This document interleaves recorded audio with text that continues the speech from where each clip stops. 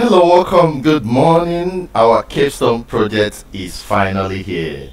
We're going to be critically looking at this project. Our Capestone project is actually called TeamWork.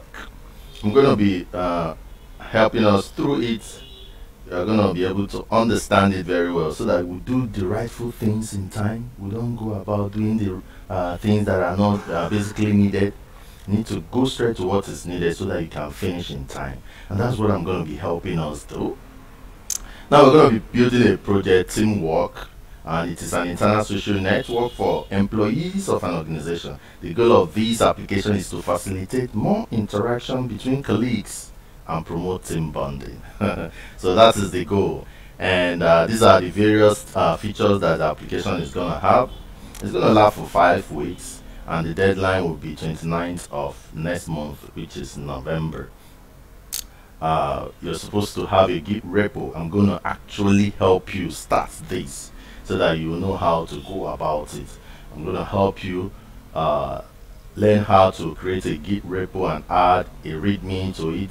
Now create a GitHub project board. This project board is what we're going to be using instead of Pivotal Tracker. This is going to help you manage your projects and make it look much more better, making sure that you achieve what you're supposed to achieve and in time.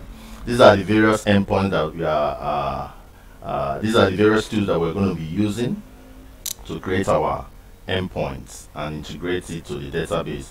This part of the project is supposed to last for 2 weeks, so we're going to be using server-side framework, Node and Express.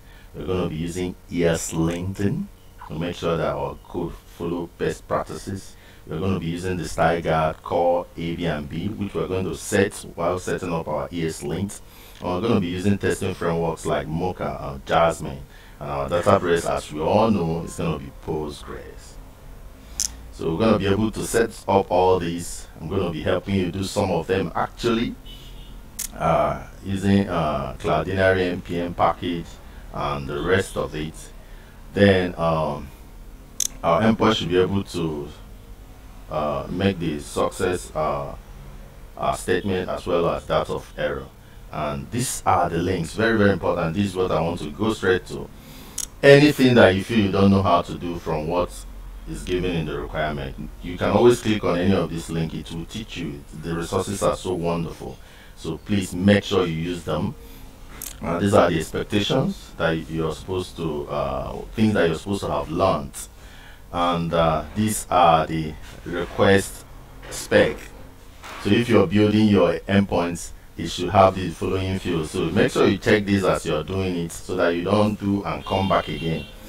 So those are the specs for the various request posts and various things you're going to be doing.